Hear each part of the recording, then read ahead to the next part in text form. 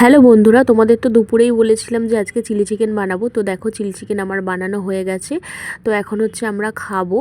আমি সেই জন্য প্লেটে সার্ভ করে নিচ্ছি। আর বর বললো একটু কাঁচা লঙ্কা পেঁয়াজও খাবে, তো সেই জন্য শাশুড়ি মা পেঁয়াজটা কেটে দিয়েছিল, পেঁয়াজ আর কাঁচা লঙ্কাটা দিল।